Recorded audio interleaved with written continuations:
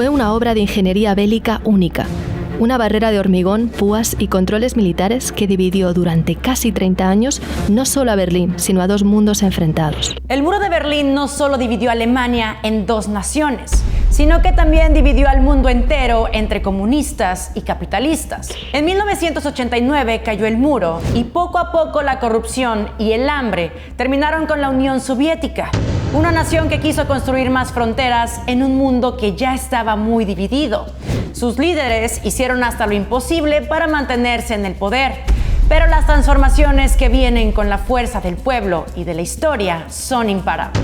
La cadena de noticias BBC Mundo realizó un pequeño documental en donde nos cuenta cómo fue que surgió la idea de construir el muro y por qué tuvo que caer. Fue una obra de ingeniería bélica única. Una barrera de hormigón, púas y controles militares que dividió durante casi 30 años no solo a Berlín, sino a dos mundos enfrentados. Su caída representó uno de los eventos más significativos del siglo XX y el inicio del desplome del modelo soviético.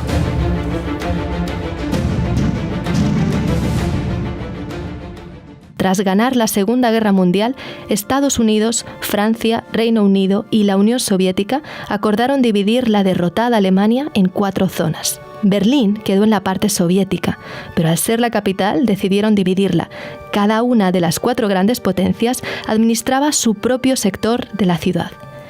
Lo que quedó fue un bloque capitalista al oeste y un bloque comunista al este. Esa división era parte de lo que el primer ministro británico Winston Churchill popularizó como la cortina de hierro, un muro ideológico que separaba estos dos modelos antagónicos.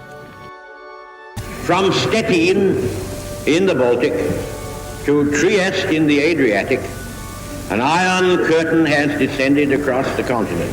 Empezaba así lo que conocemos como la Guerra Fría, y con ella la narrativa de un mundo bipolar que estaba enfrentado. Alemania se convirtió en la síntesis de esa división. En el oeste, Estados Unidos, Francia y Reino Unido se unieron para crear la República Federal de Alemania. En el este quedaba la República Democrática Alemana, un estado satélite de la URSS como lo eran Polonia, Hungría o Checoslovaquia, entre otros. Berlín quedaba como una isla encerrada en la parte del bloque socialista. Con los años, esto se convirtió en un problema para las autoridades comunistas, no solo porque los servicios secretos de Estados Unidos y Reino Unido usaban la ciudad como base de espionaje, sino también porque más de 2,5 millones de personas huyeron de la parte este a la oeste desde 1949 hasta 1961. Muchos cruzaban atraídos por las mayores oportunidades del lado occidental. Para evitarlo, las autoridades comunistas ordenaron que se construyera un muro que dividiera la ciudad. Y así, la noche del 13 de agosto de 1961 empezó la Operación Rosa, que en pocas horas y para sorpresa de muchos, levantó el muro de Berlín. En los años siguientes, se transformó en una barrera casi infranqueable, hecha de losas de más de 3,5 metros de altura y reforzadas con cables de acero. Además, tenía rejas electrificadas, búnkeres, áreas con perros policía y lo que llamaban una franja de la muerte, vigilada por torres con policías armados. El muro se extendía 155 kilómetros y rodeaba todo Berlín occidental. Como consecuencia, separó familias y seres queridos durante casi 30 años, algo que fue traumático para generaciones de alemanes.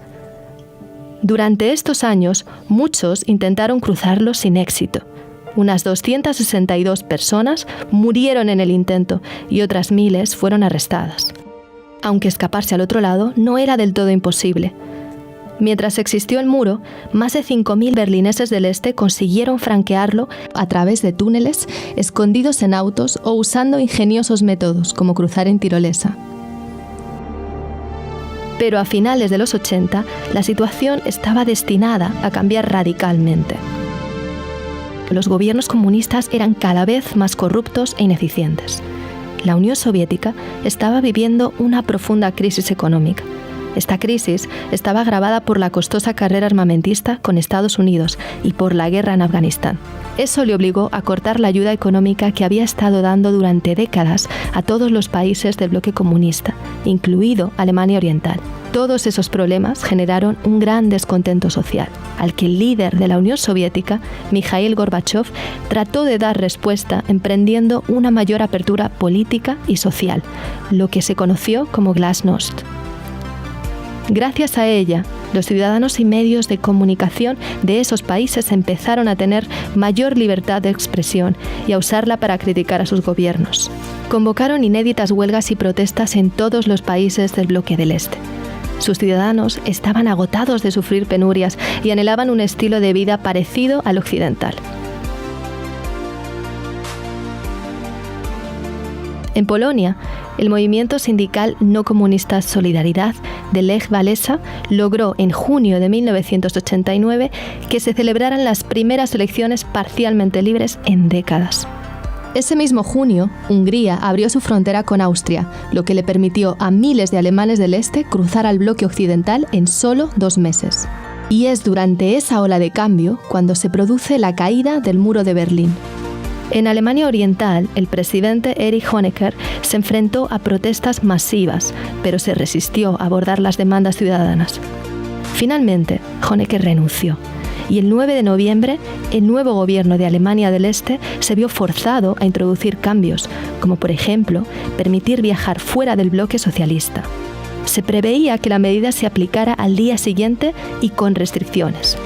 Pero cuando un periodista preguntó a un alto funcionario de la RDA cuándo podrían empezar a viajar al otro lado, todo se precipitó. Das tritt nach meiner Kenntnis ist das sofort. Unverzüglich. Ante ese anuncio, miles de personas se juntaron en el paso fronterizo en Berlín Este y rompieron el cerco hacia la parte occidental de la ciudad. En esos momentos, ni las tropas de control de fronteras ni los funcionarios del ministerio estaban informados. Pero los guardas fronterizos no se atrevieron a disparar. La noche entre el 9 y el 10 de noviembre, los propios berlineses empezaron a destruir el muro. Una multitud eufórica empezó a cruzar la frontera abierta y algunos pisaron el oeste por primera vez en su vida. Del otro lado, cientos de alemanes occidentales los esperaban y celebraban el momento histórico. Familias y amigos que habían vivido separados pudieron encontrarse después de 3 décadas. Todas esas impactantes imágenes dieron la vuelta al mundo. En los meses siguientes, la RDA colapsó y con ella el único sistema que muchos alemanes del este habían conocido. A la vez, los demás gobiernos del bloque comunista fueron cayendo uno tras otro y en 1991 la Unión Soviética se desplomó, poniendo fin al mundo bipolar de la Guerra Fría. Alemania se reunificó y se convirtió en el motor económico de Europa. Aunque las diferencias económicas entre el este y el oeste todavía son perceptibles. Por ejemplo, un trabajador de Alemania del oeste gana en promedio casi un 20% más que uno del este.